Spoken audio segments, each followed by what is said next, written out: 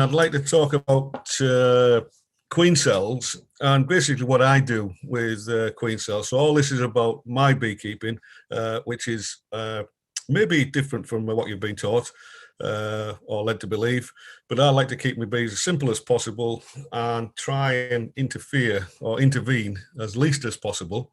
A number of reasons for that is, what the main one is, I just don't have time.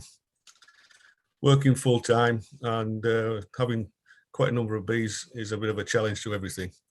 But the first thing I'd like to think about is that why do we, as beekeepers in general, believe the concept of queen rearing to be so complex? I think probably it's because there's so many books written about the subject, and it just seems to cause a lot of confusion.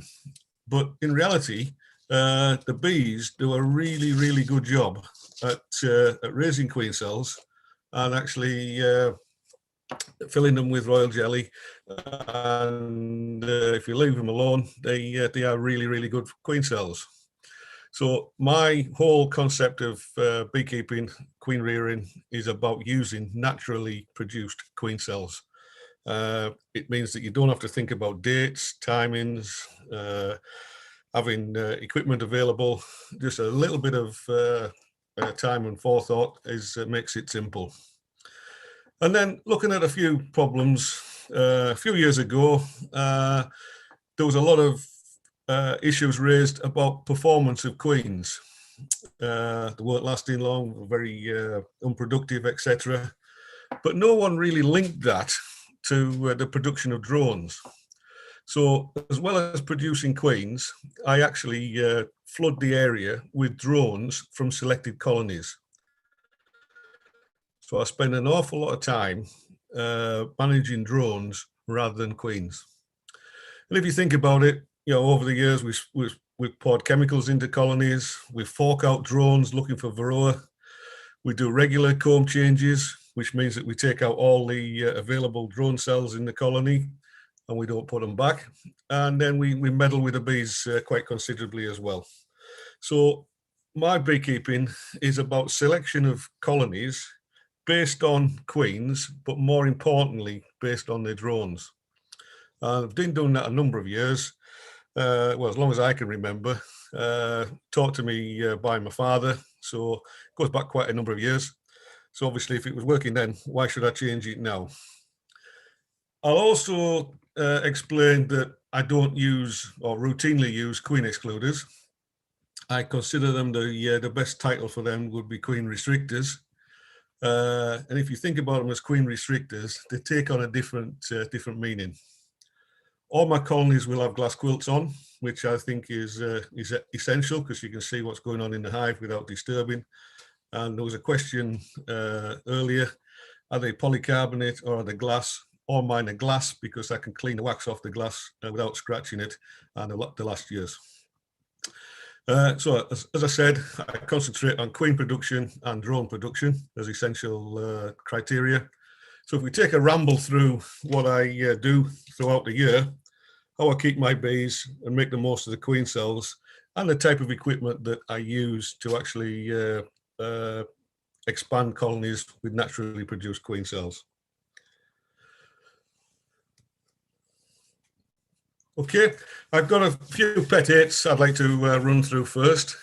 Firstly is the concept of queen rearing. As beekeepers, we all raise queen bees, and it's actually quite simple. Most of the summer, we're actually trying to stop our colonies raising queen cells, and we actually get rid of a lot of really good queen cells by our natural swarm inspections. And if we can use those good queen cells, we've done very little work from the beekeeper, and the bees have done all the work for us. I think there needs to be a clear understanding between swarm prevention and swarm control methods. Both have their part to play, but obviously there's not enough time to go through that this evening. But most of us will go into swarm control activities when we find queen cells in our weekly inspections. Won't be that long before we're actually having to do that, will it? And then I think, as I said before, we should think of rearing colonies of bees. We don't just raise queens. What we're actually, at the end of the day, is we're after a colony of bees. So we need to get those queens mated effectively. And the only way we can get the queens mated is to have a good, viable selection of drones in the vicinity. And over the years, I think there hasn't been enough emphasis on drone production in various parts of the locations, etc.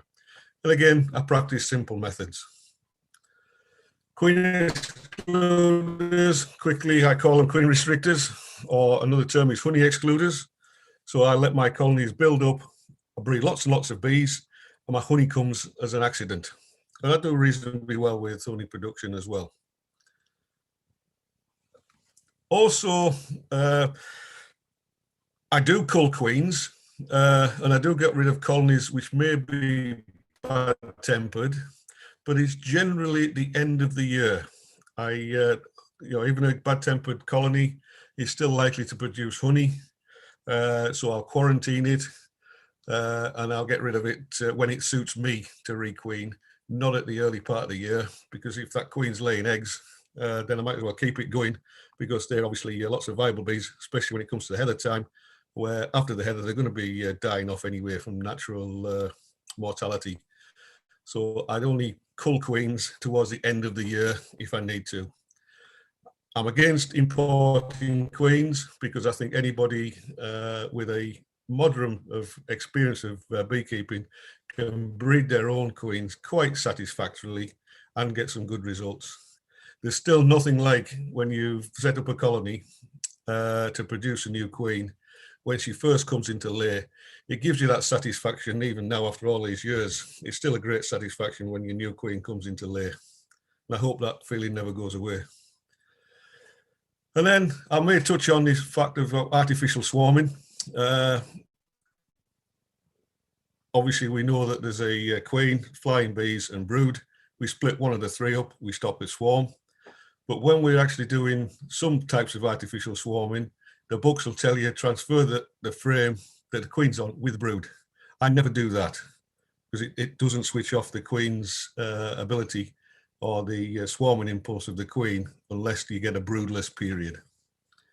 I'll mention test frame later on possibly. But don't worry, I'm going to stop on my pet apes because I've gone all night. We'll get into the thick of what I want to talk about. So lots of queen cells.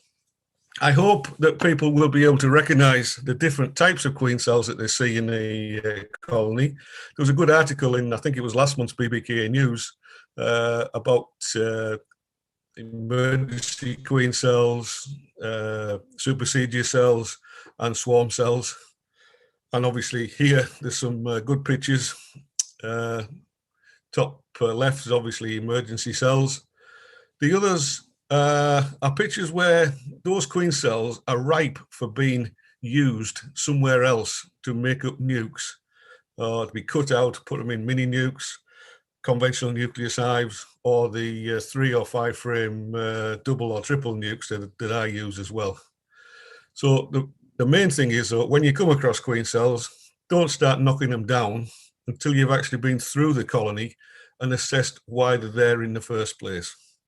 It's too late once you start damaging them. You can't actually turn the clock back. So assess really why they're there first, and then make a decision of what to use and why. But generally, if it's a good quality queen cell, especially like the ones in the bottom left, nice gnarly structure, they're good queen cells for chopping out and using elsewhere. So I think the other thing that any successful breeding program relies on is not as well as the quality of the drones, it's the quantity as well. You can see here in the picture, if those are, you can see there's a dwarf drone and a full-size drone. There is a tendency with things like, I'll be controversial, Hoffman self-spacing frames in the brood box will breed small drones because the spacing between the frames is not sufficient to allow the cell to be built out large enough for a normal sized drone. So those people who have Hoffman self-spacing frames, in the brood nest will always get small drones. What I use manley frames with drone foundation in them, in my deep box. You can't buy manley deeps, by the way, you have to make them. But they're actually thicker, they're a wider spacing, and they get better sized and quality drones. Obviously, the mating site is important, but more importantly is the weather. And I think the problem we have on the northeast coast is that, especially for the early queens that I might have coming up for mating, ideally end of May time, the weather can be quite changeable, and you can end up with apiary vicinity mating at that time period, which is why you need lots of decent drones in the apiary as well. So I'll select drones in one hive, and I'll select queens from another hive. And obviously the beekeeper skills come into that as well. So we'll touch upon that in more later on. Just a reminder about the basics for a drone to develop from the egg to emerging. It's 24 days, isn't it? And then it needs at least 3 weeks to become a mature drone. With a queen, it's 15 to 16 days before it emerges. And then it's arguable, is it 1 to 2 weeks to maturity?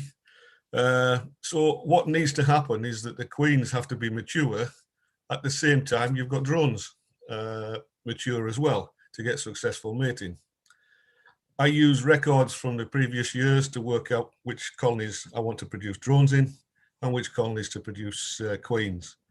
And I'll back that up by my spring inspections, which hopefully, if the weather improves, might get a chance to carry out in the next few days.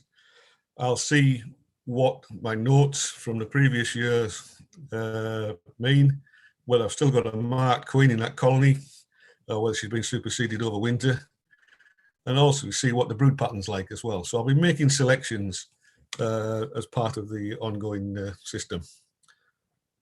So we need drones at 6 weeks old when we've got a queen at 4 weeks old. So if you count back, before we start thinking about queen cells, we need to be thinking about drones. So we need drones to drone cells available before, 4 weeks before the queen cells are likely to be sealed. So that's not too difficult to do if you think about if the colony is building up and it's on 5 or 6 frames of brood. It's a nice brood pattern, nice healthy brood, and it's the colony's produced well over the years, and it's a nice calm colony. That would be a colony I would select for drone rearing. But the most important thing is to have the records from the previous years. Okay. So what I look for is, obviously I look for through the record book from the previous year, what level of Varroa did I have in the colony? Was it manageable? Was it was it building up, etc. And importantly for me, the queen age is less important than a performance. Ideally, I'd like a 3rd year queen to be still producing a nice even brood pattern and building up nicely in the spring, because it's likely that that 3rd spring is likely to be her last year. And if it is, that will be the colony that I'll use for queen, for forcing queen cells. And the only way I can tell how good she is if I let her actually demonstrate that to me by laying as many eggs as possible. Hence, no queen excluders. I'm looking for the colony to be hygienically as possible. So that's no debris on the hive floor. If there is any chalk brood that's come out of winter, that have cleared the chalk brood out, and generally, just demonstrating good hygienic tendencies, not building brace comb everywhere, because that's just a pain. It disturbs you when you're trying to do your beekeeping. And from the records, I'll know whether she produced, that colony produced reasonably well the previous year. And while you're in the colony, what's its temperament like? I think it's important as well on temperament not to judge a colony on its own on a particular day that you go in the colony. However, if you've been through 10 hives and one turns out to be quite nasty, then it's not the weather or the time of day that you're in the colony, it's the colony temperament. So again, when you've got a lot of colonies to check out through through a inspection program, you can actually find out whether you've got good temperament or not. I want a colony that's frugal in its winter use of stores as well. And when I put my bees into winter, I put them in. I put a I put a honey jar full of fondant on top of the porta bee escape hole early on in the year, maybe middle of October, and every 2 weeks I'll check that. And what I do to find out how much fondant the colonies have eaten during the year is I leave the empty jars inside the hive. So when I do my spring inspection, I can see how many empty jars there's been, and I get a good, good indicator of how frugal that colony's been. Not always foolproof, because some colonies do prefer fondant and like more fondant than the honey for some strange reason. But again, your spring inspection, you can see whether there's slabs and slabs of honey left over from winter, and whether they've actually eaten everything throughout the winter period. So it'll be a challenge when I come to do my spring inspections, because I think this year's been a bit strange in the way that the colonies went into winter quite weak, really, because of the weather in our area in the end of August through September. It was pretty poor weather conditions. So they went into winter quite weak. And then obviously we're in a situation now where the spring, they're not getting away very quickly in the spring because of the cold northeast winds. But things will change, things will catch up, and we'll make the best of it, won't we? So I look to really have a 30 to 50% nursery stock level. By that, I mean, how many colonies do we want at the end of the year for honey production? But most importantly, how many colonies do we really want to put into winter? And it's the choice or the decision of how many to put into winter, which is the most important thing. And then I actually look at replacing 30 to 50% of my queens on a year-to-year basis. If I breed 30 to 50%, I'm quite happy. I've got enough queens to replace any that I need to. I've got some new queens going into the following spring, maybe 30% of the colonies. And then I've got some spare queens if anybody in the area does happen to want any towards the end of the year as well. But I'll be honest, I am a little bit selfish. I don't give my good queens away. So if anybody does get queens from me, well, I don't actually like to pass on a queen, because generally people kill them when they introduce them. So it'll generally be a small nucleus colony for uniting. But bear in mind, it won't be my best queens, for obvious reasons. So if you want to winter 12 hives, then, and we're going to replace queens, 50% basically, we only need 6 new queens. So 12 hives, 6 queens, we shouldn't get that. We shouldn't have any problems getting those, can we, if we use natural queen cell method. So it saves having to set up cell bars and genter kits and things like that, because a lot of people who do raise lots and lots of queens, they must get in a situation where they've got that many queens available, they don't know what to do with them. But I'm a firm believer that naturally produced queen cells are the best that the bees have done. They've actually filled them with the right amount of royal jelly, etc. And it's simple for me. Gives me choices. I can evaluate the queens and then decide whether I'm going to unite colonies or requeen colonies after the heather, or even overwinter some. I've got a scheme going now where I overwinter colonies in polystyrene nucleus hives, 6-frame polystyrene nucleus hives, and I overwinter them in my shed, flying out the side of the shed. And this year, it's actually done pretty well this year. I've tried with all different types of nucleus colonies, and I've found the 6-frame thorns ones, because they're cheaper, are actually ideal for inside the shed. So the main thing is to have plenty of queens so you've got choices. So what I'll be doing is building up my colonies. See the picture on the left-hand side. Ideally by the mid to end of May, I've got brood box, brood and a half, or maybe 2 half broods. Oilseed rape should be coming in by then. I might then, if I think I'm on my 3rd or 4th super, I might actually put a queen excluder on that for the oilseed rape honey in the top boxes. But what I'm trying to get to is a pyramid of bees breeding up through the brood and a halves all the way up to the queen excluder. And you can see I use WBC hives. I use all my colonies going to winter in a WBC hive.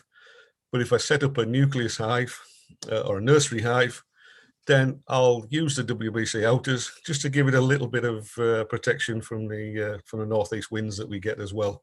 So it doesn't have to spend any time trying to keep itself warm. It's in a double-walled WBC hive. Bear in mind, a national hive will fit inside a WBC if you've got a flat fall like we do. So I look at production colonies and I look at nursery colonies, and I'm ideally looking at my nursery colonies to be building up through the summer to give me colonies of bees for the beginning of August for the heather period, if that makes sense. So what I do is we winter all the hives in the secluded valley, and then we assess them at a spring clean. And then at that stage, during the spring clean, I decide whether to move them to out apiaries or leave them in the area that in the home apiary, because I'm really thinking of the home apiary being a mating apiary and the out apiaries being honey producing apiaries as well. But if I have too many in one place in the early spring, then there's a problem with a dearth of pollen. So I have to be very mindful that where they are, have they got plenty of pollen available? Feed them to build them up, really ready for the oilseed rape coming into flower. But this year, I think we're probably a good 2 weeks behind already this year, but things will catch up. I want to know which are my first and second year queens, because obviously first year queens is going to be there really, they're going into summer and they haven't really proven themselves at that point. And second year queens, again, may have performed reasonably well, and my records indicate that, but I'm really looking for what are my third year queens, and that's from my notebook to see which ones I want to actually set up as queen rearers and which one is drone rearers. I don't have any queen excluders on at this time, so I'll decide which ones to move or where I move them to. If there's any that aren't looking like they are good black bees, then I'll move them well out of the way outside my mating area, outside my drone congregation area. So I've got no chance of those yellow banded bees, any drones produced by them, getting mixed in with the other colonies. But what I do with those colonies is I'll use them for drawing foundation. So I'll put foundation in a brood box as much as possible, so that they will draw that foundation. So they've got no ability to raise drones because there's no old comb that have got those small patches of drone cells in the corners where the bees can, where a queen can lay eggs and become drone bees. So I'll make such that colonies I don't want to produce drones are also ones where I'm actually using them to draw foundation as well. Might seem complex, but when you get into it, it's quite simple, really. The mating apiary or the home apiary where all the queen cells are going to be is actually the one where I've flooded with drones, and I've put drawn drone combs into colonies in manly frames that I want to produce drone bees with. And everywhere else I try to discourage drones. If I find them in other colonies, then I'll fork them out and take those frames with brood in and swap them to other apiaries, obviously as long as they're healthy, of course. So which ones do I move? If they're not hygienic or got high Varroa levels, bad-tempered, or generally a poor use of the stores, yellow bees, poor brood patterns, anything else where they're not building up particularly well, I'll move them outside away from the area which I've got set up as my my area where my queen cells are going to be, where the queens are likely to get mated. So it's quite simple, really. Move them about quite a bit, but again, it works reasonably well for us. And I moved them really to create a drone pool in the area where I'm going to have all my queen cells that are like, virgin queens are going to come out, need to get mated. So they've got a good selection of drones in that area. And the valley location is generally pretty good for mating. We've got to be conscious that, flying bees, got to move them outside away from the 3-mile rule so they don't fly back again. But drone bees can obviously fly a lot further than that. So if you've got a situation where you flooded the area with drones, then there's more likelihood of those drones mating with the queens that you want as well. But when moving queen cells around, you've got to be aware that they are quite fragile. Don't like being shaken about much. So if you're moving queen cells from out apiaries back to the mating apiary, then you've got to be careful with them as well. And it's worked for a number of years, gives us good results.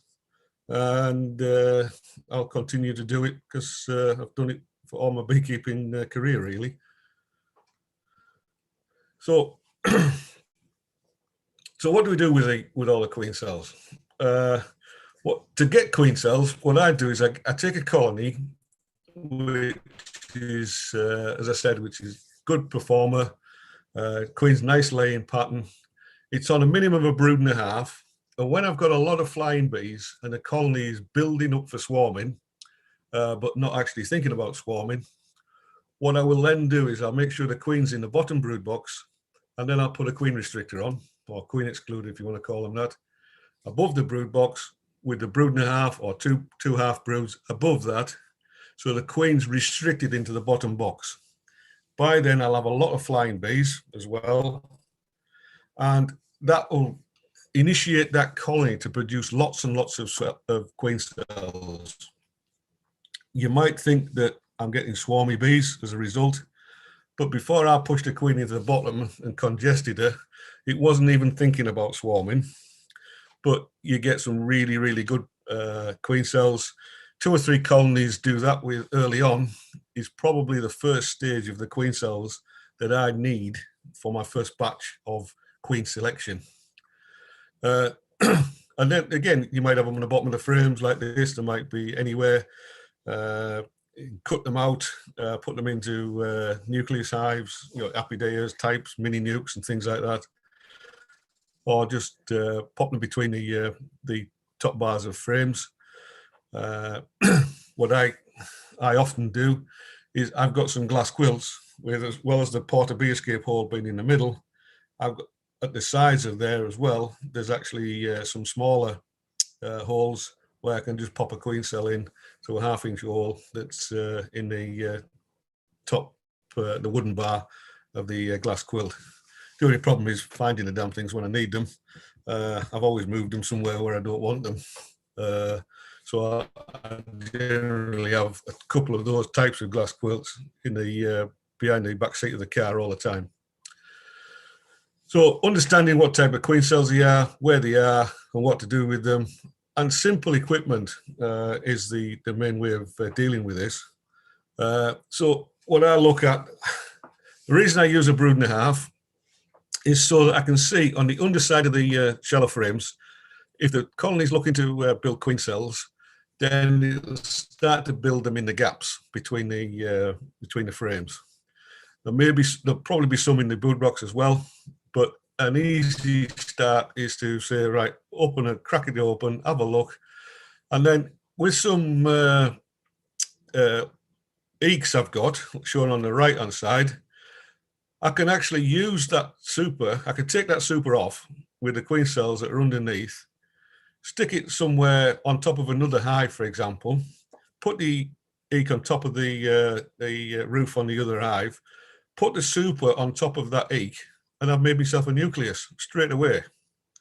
If I keep the bees locked in for 3 or 4 days, any flying bees don't actually disappear.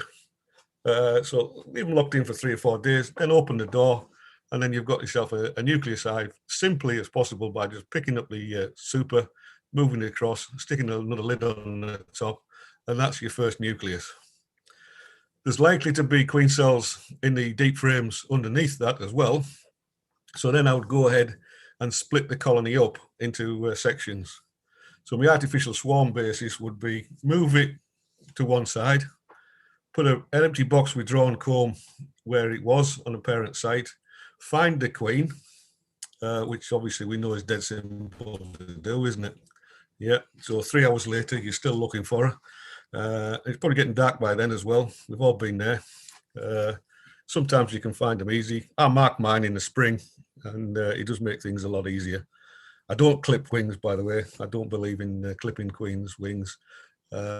Again, why breed a good queen, then start and chop lumps off her? Just doesn't seem right to me.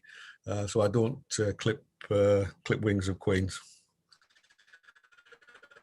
So then put the queen on the original site where the flying bees are, and then take 2 or 3 frames of young bees and shake them into the parent colony, and then take all the brood with the other young bees away, and then look through the bottom box. And ideally, if you've got 2 or 3 frames with a queen cell on, you can go on to the methods that I use, where I've got a number of 3 frame nucleus hives.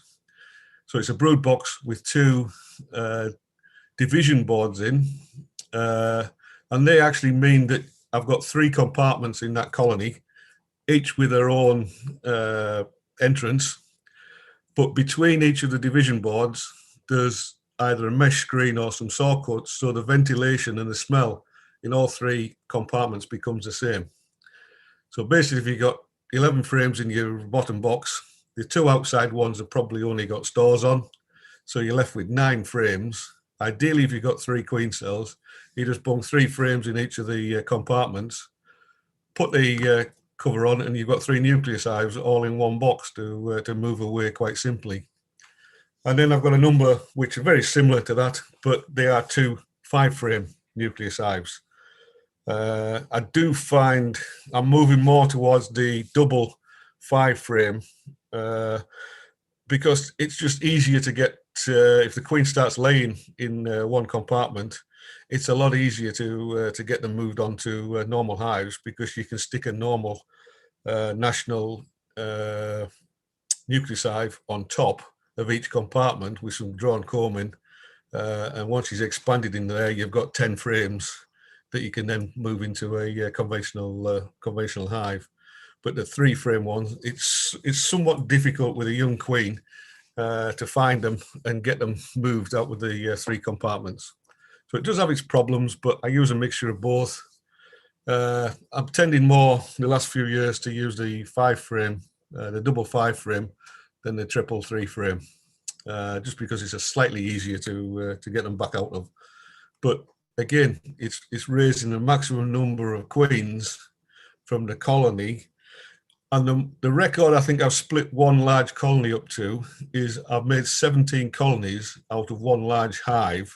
Well, that's a mixture of 3-frame, 5-frame, moving supers and apideas and things like that. And I got 17 queens out of one colony. And I think that's kind of enough to keep you going, really. You don't need to do it many times before you overrun with queens. So I haven't used apideas or mini nukes much recently.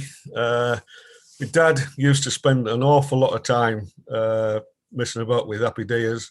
I think it became a bit more of he had a load of pets in the way of apideas, as well as hens and chickens and things like that.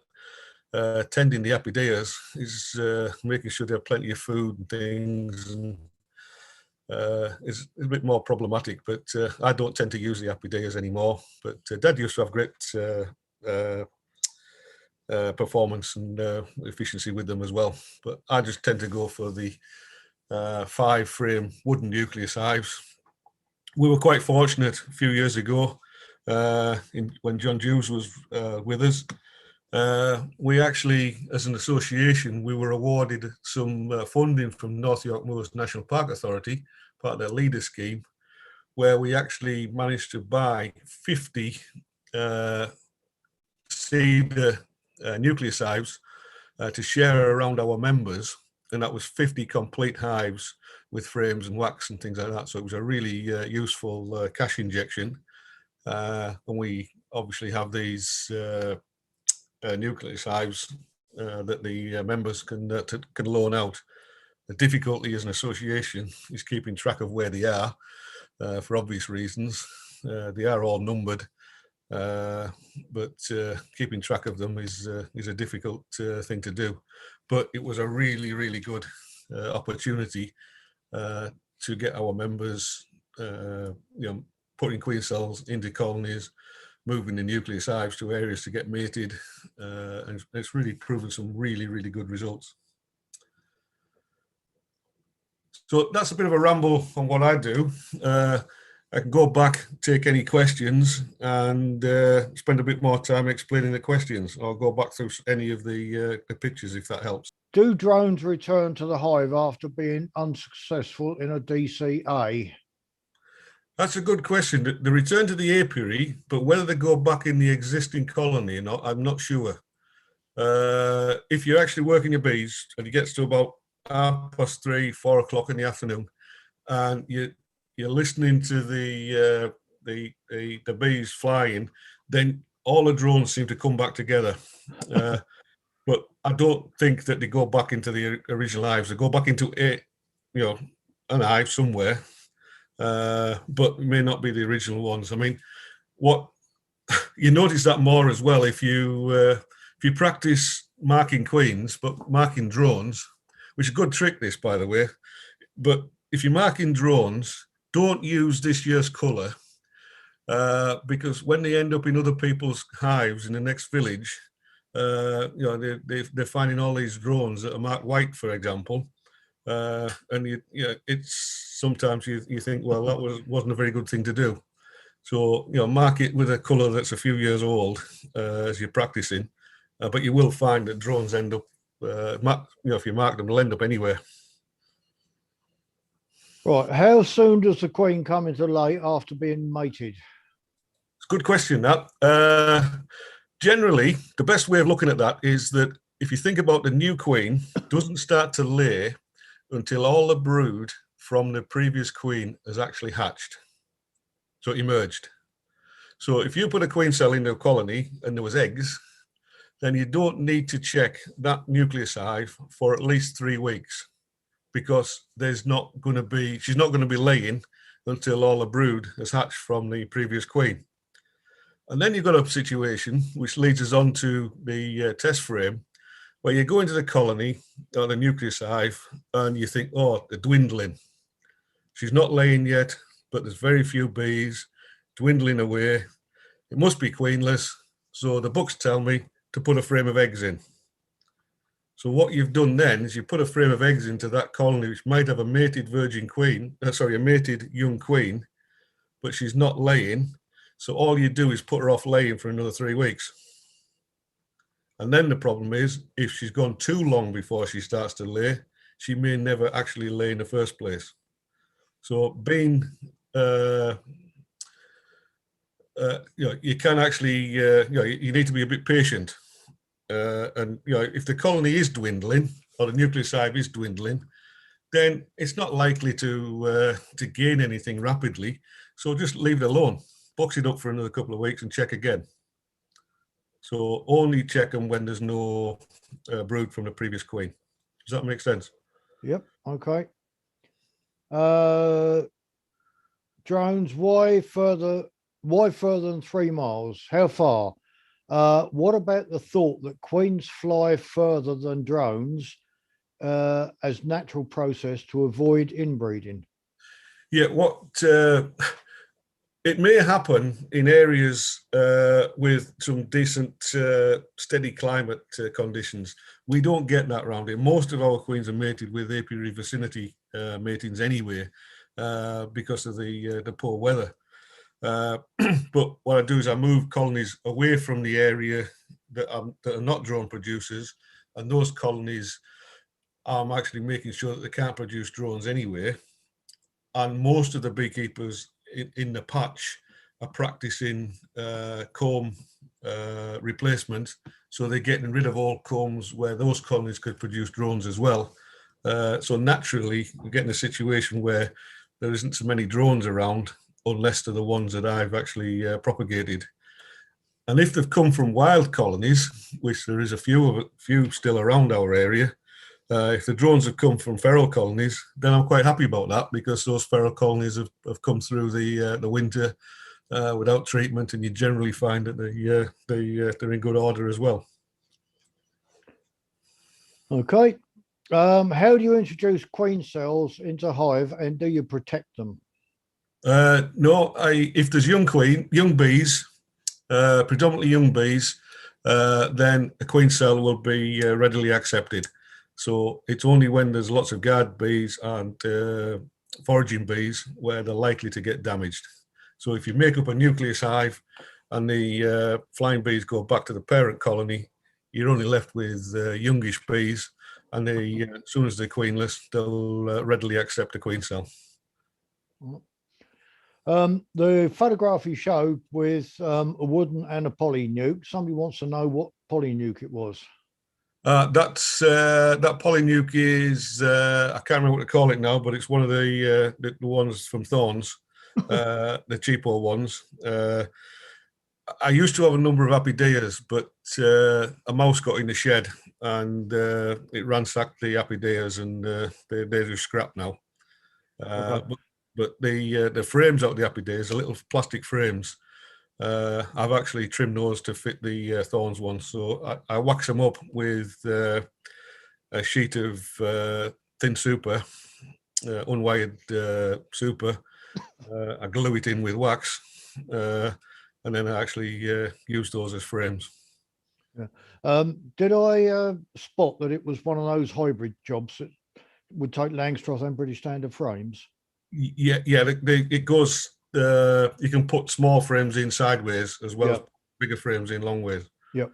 But to be honest, I don't really play about with mini nukes anymore. Life's too short. It's just so much easier to use full frames and just use either 3 or 5, or just take a super off, and the super becomes your nucleus hive. If there's queen cells hanging on the bottom of shallow frames, then they'll go into a 3 or 5 frame nucleus hive anyway, and they'll be well protected. That'll be the middle frame, which will be a shallow and sort of deep ones either side.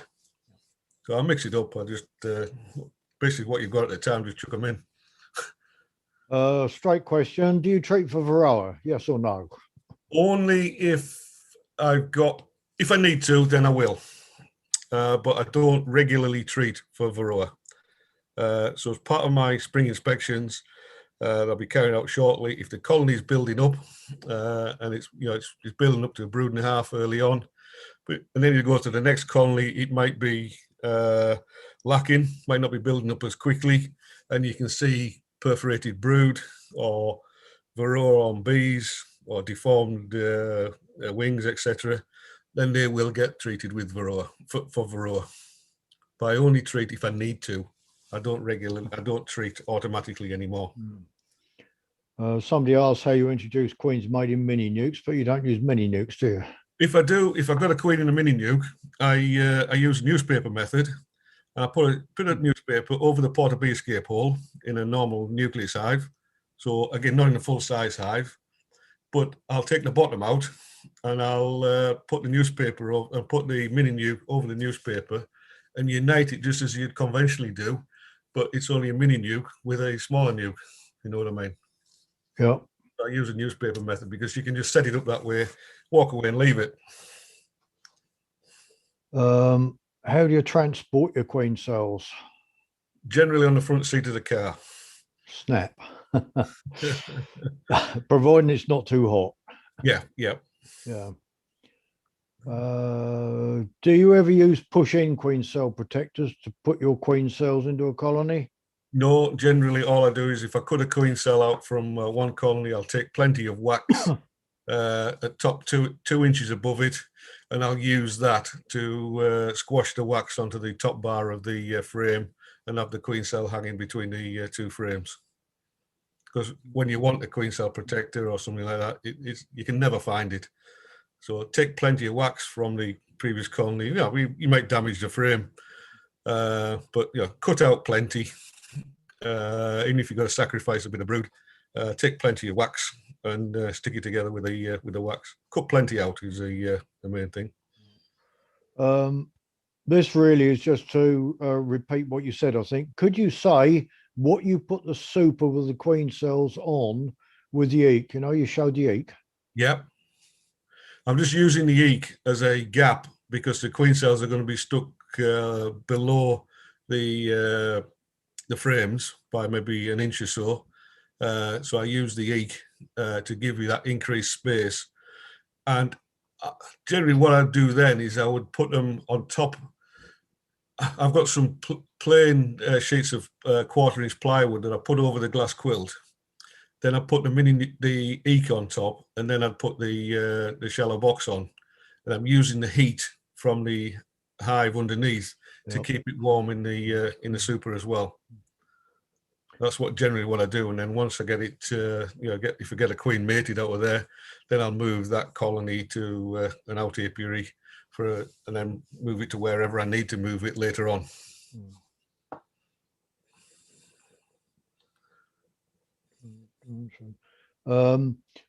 Have you ever permanently run 2 different colonies on top of each other, separated by a board, such as a snell grove board? If so, what are the pros and cons, and would you recommend it? One of my beekeeping counterparts, big friend of mine, he does that. He uses a modified snell grove system. But if you think about, I haven't got queen excluders on my hive, so if I've got a brood box and 3 or 4 supers, and then I start putting more colonies on top, I've got rather large skyscraper hives at that point, and it's getting a little bit difficult to then do inspections and checking them when they're a bit too high. So I don't use that method at all. I just do a sort of, if you like, a horizontal move rather than vertical. Yeah, a couple of questions repeating how you organise the soup of the queen cells, but you've already gone through that, haven't you? I hope it makes sense, that, because it's the simplest way of creating a nucleus hive is whip the super off. Sometimes it's in desperation because you can't find the queen as well. But then obviously a couple of days later, you need to go back, depending on the age of the queen cells, you need to go back in and check where eggs are if you can't find the queen in the first place. But it's quite often, if I can't find the queen, then I'll split the colony up a few times and then go through the splits looking for eggs a couple of days later. Or if your swarm control is a queen and bees with no brood, do you need to put a queen excluder underneath to hold them in for a few days? No, if you think about it, you've got a queen, a lot of foraging bees, and you're shaking in a couple of frames of young bees. Yeah, because you obviously need bees of all ages for the colony to actually rebuild itself. Then it's quite happy to stay there. I've never had one abscond. I don't put a queen excluder on the floor. It's just you've created a pretty much a natural artificial swarm. I never do an artificial swarm and take brood into the colony where the queen is. Any tips for cutting out a juicy queen cell that's near the woodwork? Well, actually, I showed this in one of mine last week, but not to worry about it. Take as much wax as you can, but if you're going to damage it by cutting close to the timber, then just use the whole frame. Yeah, or cut the timber away. Yeah. When you cut them with you've probably got secateurs in your toolbox as well for finding swarms in trees and things like that. It's quite easy to snip through the bottom bars, isn't it? but being very careful that you don't shake it about while you're doing it. Oh, this is an interesting one. Do you find that Varroa is more of a problem because you're allowing the colony to produce so many drones? And what do you think about the Varroa becoming notifiable when it is already endemic? Two questions, I think, there, isn't there? Yeah. Yeah, breeding drones is a risk that you can be breeding a Varroa factory. But also, the problem is if you're breeding drones, there's very little you can do to actually, or you should be doing, to treat at that stage, because the Varroa can be affecting the viability of the drones as well. So the last thing you really want to be doing is treating for Varroa when drones as well.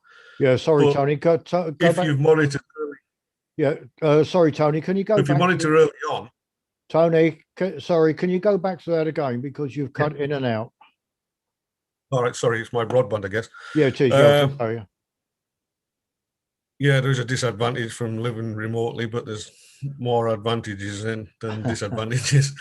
I'll monitor the Varroa level anyway, and one of the things that I wouldn't be breeding drones from heavily infested Varroa colonies.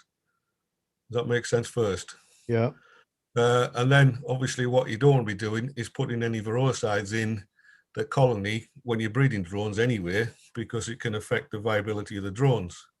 So it's about having a colony which is low on Varroa before you start drones anyway. But you could argue that there's a chance of propagating a Varroa factory by producing lots of drones. But I would say no, because what I've actually done is selected colonies that were reasonably clear of Varroa before I started. yeah. Okay. And what do you think about Varroa becoming notifiable and it's already endemic? Well, we're not going to get rid of it. It's something we've got to live with. We've lived with it now since the early 90s. To me, I don't find it a problem. Yeah. Right. I think the question is really aimed at the fact we've now got. Well, we haven't. It isn't actually notifiable. That's the issue. It's reportable, not notifiable. Yeah. So it's not become a notifiable disease. But okay, it's endemic anyway, so we've got to live with it. Yeah, this is somebody from down my end of the country. Wondering about queen cells in Sussex. I had 4 queen cells in a strong colony yesterday. Is it okay to put them into 2 frame nukes, that is, frame with queen cell and brood in all stages? Another frame with sealed brood, but no queen cell. Rest of the nuke made with foundation up to 5 frames. Daytime temperatures going 14, 15.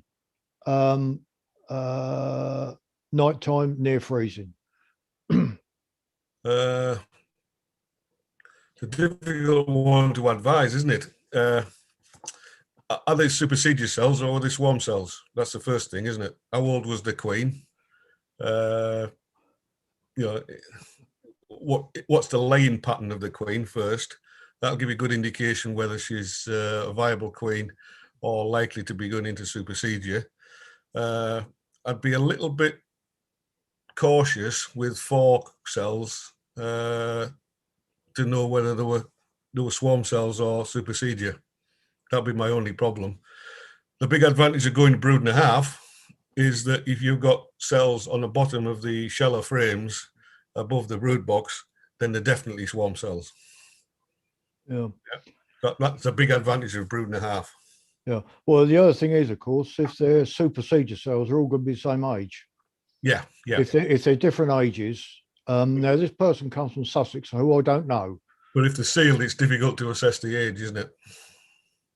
Yeah. But on the other hand, we don't really know too much. It might be that they've just started them, and it could be in 4 or 5 days' time, there could be a dozen. Yeah, we don't really know. Yeah, is the Queen Cups there and things like that as well. But yeah, it's a difficult one. But say that's the biggest advantage of going a brood and a half. is that if the swarm cells, they'll definitely be on the underside of the shallow frames in the gaps. Yeah.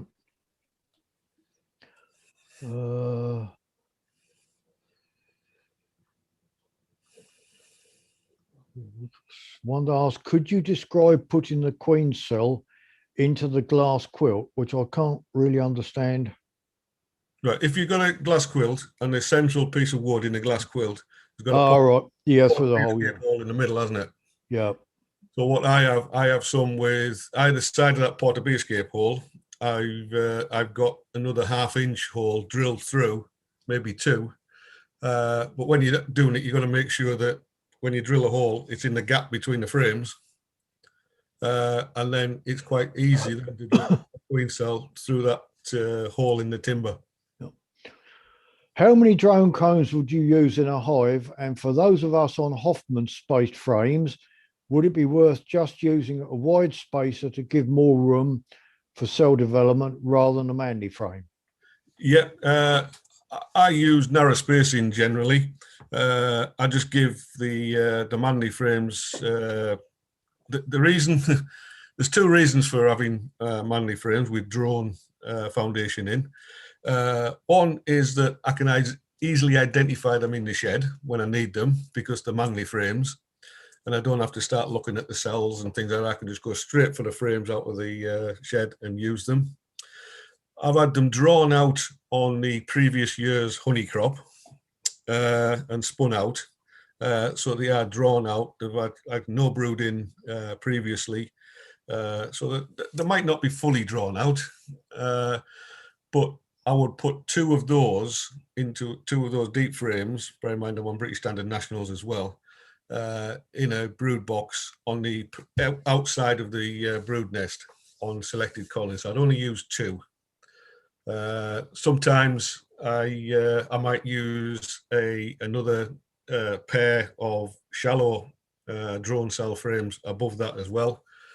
But again, it is only 2 pretty standard deep frames that I'd use in a colony for drone production.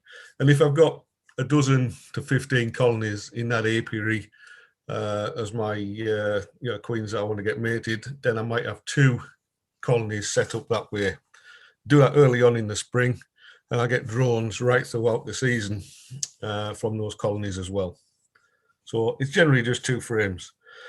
I would think that on Hoffman frames, even a narrow spaced frame, if you've got Hoffman frames, just put the drone frames on narrow spacing is better than the Hoffman frames.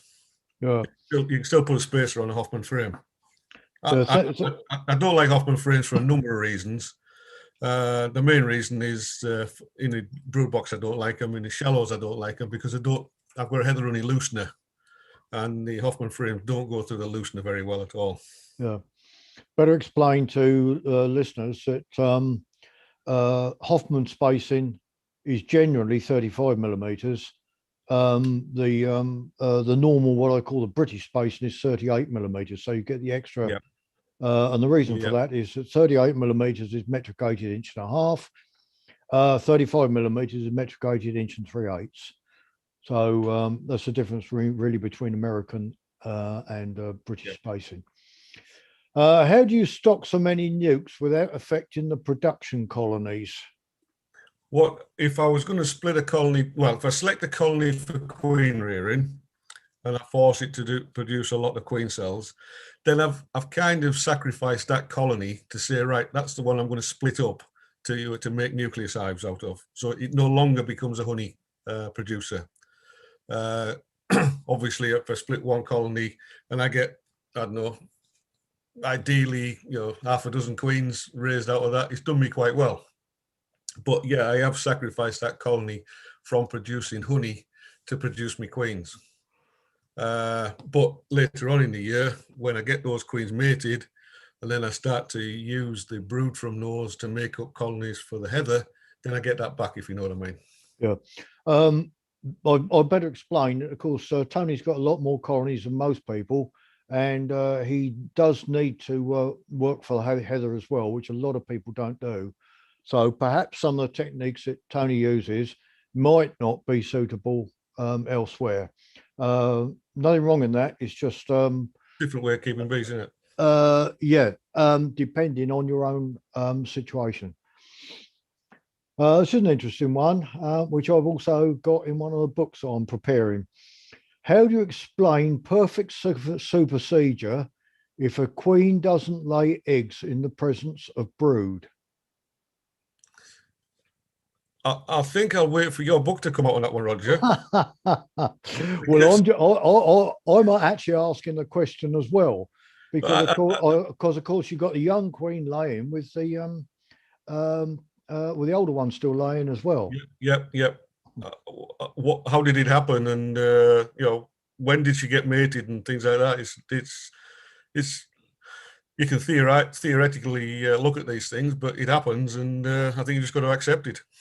Sometimes it's best not to think about what's going on too detailed. Just accept it. Any tips for putting a queen cell into a nuke with laying workers? It's just not worth bothering. No. If you've got laying workers, you can mess about for ages and end up just wasting your own time, wasting the bees' time. Take the box of bees to the gate, shake all the frames out. Viable bees will find a way back into another colony. Laying workers won't, because they've never been flying bees, so they don't know where to go. They'll die, and you can spend an awful lot of time, and it's just wasteful time. Just give up if you've got laying workers. Yeah, I think if trying to answer the question a bit, I think if you put a naked queen cell in there, I think the bees will actually chew it down because they've got the laying workers. Yeah, I think if you put a protected queen cell in there, you'll be okay. it's just but what, you haven't got any young bees, any Oh no, bees anymore to actually, if that queen does hatch, and she starts to lay, well, you've got no young bees anyway to bring on that brood, so the colony's dead in the water anyway. Yep. I mean, you're putting frames of hatching brood in, things like that, but it's too much messing on it. The colony's, if it's got laying workers, it's too far gone. Okay. Do you use drone foundation? Yes, I use drone foundation. I'll put a couple of boxes of that on. If the oilseed rape is yielding nicely, to get it drawn out, and then I'll spin it out, and that's my drone foundation for next year's use for my drone selection colonies. But I don't generally use drone foundation because obviously I've got no queen excluders on. There's a limit of how many drones I want. Yeah. This one, I've got a bit of an issue with. Are you experiencing any unusual losses with queens? That is, recently mated queens, there for a few inspections, then disappear. Last year, I think mating was very, very variable across our patch in the northeast. And first batch of queens that I did have hatch, I would say that I had zero success of getting them past 2 to 3 weeks of laying, and they just disappeared. And then obviously what you've got to do is keep on producing queen cells till you get a situation where you're out of that. So you're actually doing it, a number of times throughout the year. So last year, definitely, but then the weather, I don't know, were the bees in lockdown last year as well as the rest of us? In theory, it was a good situation to be in from a beekeeper because we had plenty of time to do our beekeeping. But the weather for us in this northeast patch was so variable last year that bees, again, got to wait and see what my last year's queens are like when I come to do my spring inspections. There's pollen going in at the moment, but they are very, very tiny hives. So only time will tell. How often do you do inspections in spring? Well, I assume they're asking because you don't clip queens. I assume that's what it is. Okay, yeah. What I do is I do weekly inspections. ideally weekly inspections, but you know what happens? You get scuppered by the weather on the day that you plan to do a weekly inspection, or get called to work or something like that. So they can slip, but I generally try to keep up weekly inspections. But by having a brood and a half, or weekly inspections for swarm control is very, very simple. I crack open the box, lift the first super up, have a look underneath for queen cells. By lifting that box up, I can tell the weight. I can take a quick assessment of how much brood's in that super as well. And then I'll probably bang another box on at that time as well. So if there's plenty of weight in it and there's bees on 4 or 5 frames in that super, I'll put another brood extension underneath that as well. So I'll split the brood by putting another brood extension above the brood box, but underneath that super.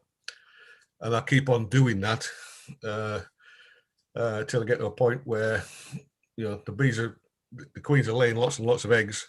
They're less likely to swarm. But if the weather does change and they do actually swarm, I've got a stonking hive of bees with lots of brood in it. It might be a brood box and maybe 3 supers with brood in. So if it does swarm, the queen leaves, but it doesn't leave with many bees. A big, strong colony like that will swarm with a very small swarm, because there's so many bees needed to stay at home to look after the brood that's already there, that the swarm, if I do lose it, is actually only a small swarm. Well, it's a bit counterintuitive, that, but it is actually the case. Yeah. So you're actually splitting the boxes then, and then putting an empty one in between. Yeah. That's very similar to the way Tim Rowe does it in Ireland, what he calls the rose method. Yeah. Very, very, very similar. If I had my time again, I think I wouldn't have brood boxes and deeps and shellers. I'd like all the frames to be the same size. Yeah, well, of course, that's what Tim does. Yeah. Well, this is a fairly lengthy one, but it's an issue that a lot of beekeepers are having this year, and you've touched on as well. So I'll try and read it through, and we'll try and split it up a bit. Yeah.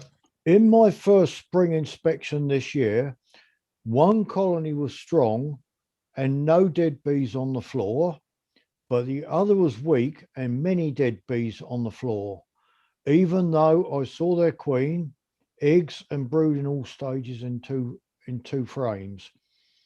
The weak colony did really well last year, though. Is there any chance that the weak colony could pick up and do well later in the spring, or should I just give up with that queen and requeen using a frame of young larvae from the strong colony? I think it's basically, if it's your first inspection, I think it's too early to make that decision, because it could well catch up. Because what you've actually lost, all those dead bees, are probably old winter bees from last year that have died, so they're still in the colony, but the colony doesn't actually advance much until it gets at least the second generation of young bees from this year. So if your queen is laying now, it's going to need those young bees to hatch or emerge to feed the next lot before the colony will actually take off, and then it'll go exponentially after that.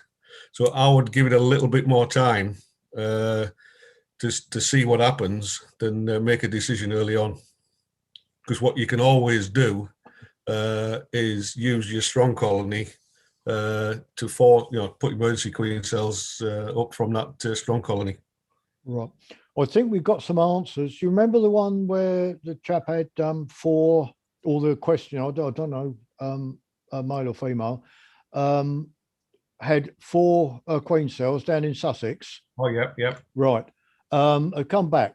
They're swarm cells, so presumably they're different ages, and 4 is quite a small number, really, isn't it, for swarm cells? Yeah. The queen is 1 year old. Not that makes any difference, because of course they will supersede on younger queens than that. Yep. With a good laying pattern. Right.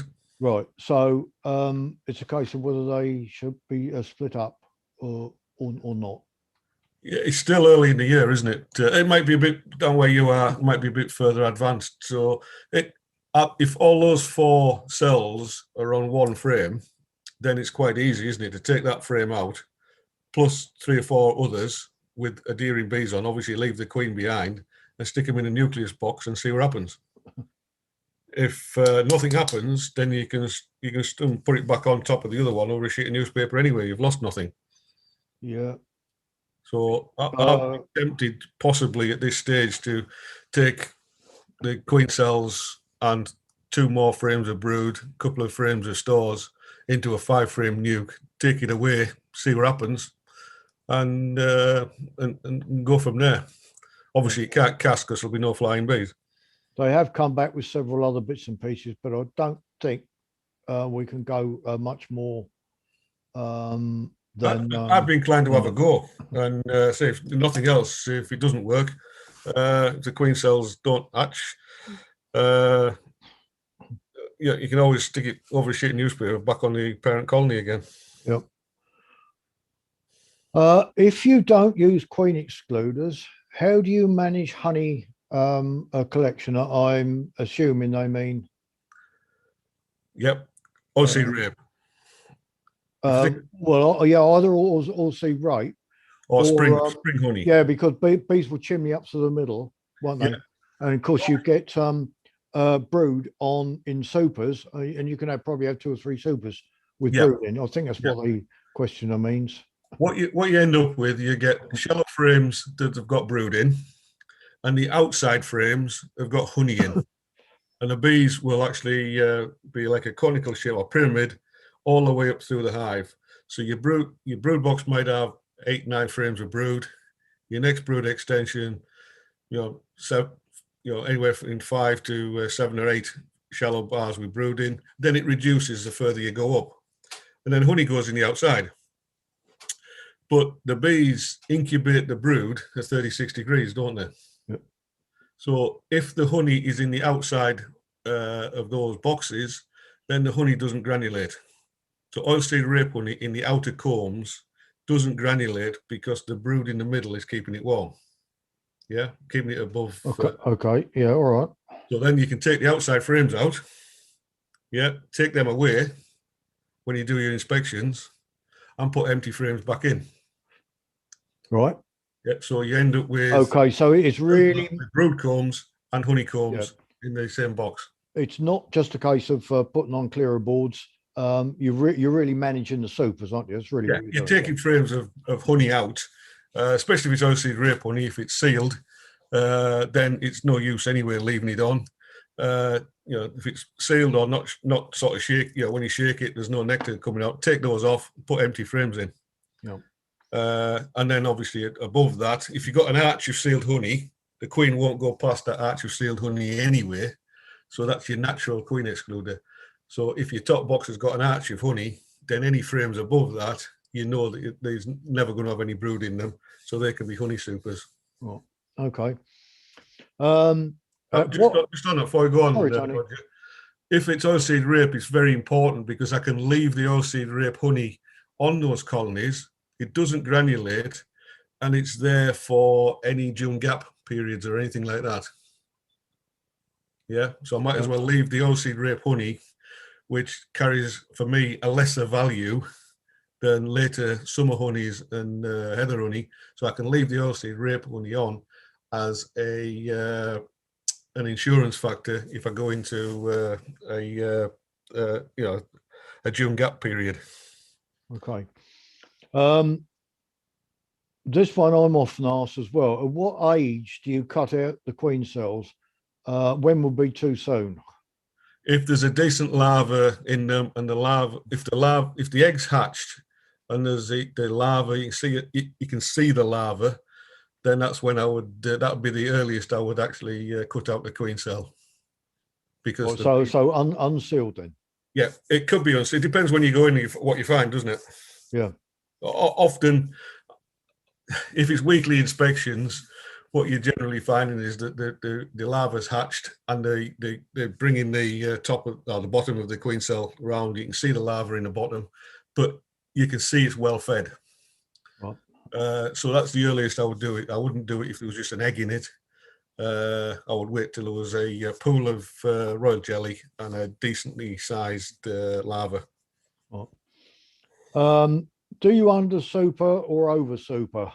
I always under super, but I'm supering for bee production, not for honey production, as we mentioned before. Yeah. Yeah. Right. Okay. I better point out here that in the last 15 years or so, this under supering or over supering come to mean a different thing than what it should do. Under supering is where you put the supers or the new supers under the existing ones. Over supering is where you put them on top. But it's come in the last 15 years or so to be for a winter thing to put underneath the existing brood chamber or above. Yeah. So I better explain that to people. Sorry. Yeah. If you want to maximize honey, then you should, because if you put supers above sealed honey, then the bees are already thinking, I've got enough honey above my head for winter. I don't need to produce any more. Yeah. So you lift the ceiling up and put under super, and you will get more honey. Okay. This one is in response to one of your comments, really, regarding your statement about if having your time again, you would have all frames the same size. Which size frame would you choose and why? That's a good one. I think the rose frames are pretty good because they're halfway between a shallow and a deep. But the only problem there is that the boxes, the shallow deep, are only made out of plywood, aren't they? So I would go for half the size of between the super and the deep frame, like the rose frames. One of my friends, lady beekeeper, she runs nothing else but shallow frames because she can't lift a brood box. So she runs all shallow frames, whether they be brood shallows or honey shallows. That's what she does. Right. I found the queen in two of my hives were laying in the half brood. I put a queen in brood and put queen excluder on to get queens to lay in the brood. When a half brood hatches out, I was going to use it as a super and go down to single brood. It sounds like you're saying they will make queen cells in the half brood. The can only so the ladies on brood and a half. You're brood and a half, and she's had brood in the half. In the half, and she's going to put queen down excluder. in the brood box underneath the queen excluder. Yeah. This is almost the same as you said, to force the queen down. Yeah. And what you said was build queen cells above the queen excluder. I don't. Well, depends if they can't, unless they transfer eggs through the queen excluder to build queen cells. It's likely that any eggs that are in the super have progressed through the 3-day, 4-day-old larvae stage, so they won't be able to produce queen cells from them. Yeah, but it's looking from what you said as if the bees build emergency cells above the queen excluder. That's what it appeared to me from what you said. Yeah, I don't think that's quite right. I only do that when I've got the hive's got to be stuffed with at least 9 frames of brood in the brood box first, and then a good sort of 5 to 7 in the brood extension before I push the queen downstairs. So I've got a really big, strong colony of bees. Then I put the queen downstairs. I don't think that's quite what has been described here, is it? No, this is a slightly different way, but the situation's the same. I understood you to say that if you've got the a colony that you want to raise queen cells from, yeah, you then perhaps have brood in 3 boxes. Yeah. If you put the queen excluder above the bottom brood box with the queen underneath, yeah, the bees would build queen cells in the top 2 boxes. I understood you to say that. No, the queen cells will be produced in the brood box. Right. Yeah. Why is that then? Because the before you did it, there was no sign of any production of queen cells, swarm cells, and it wasn't congested. So the fact that you then have the queen in the bottom underneath the queen excluder, the queen or the colony decides to build queen cells in the brood box because it's using the eggs that the queen's laying at that point, not making emergency cells in the Right. Okay. Sorry, but it seems to me as if both myself and the questioner came up with these with the same.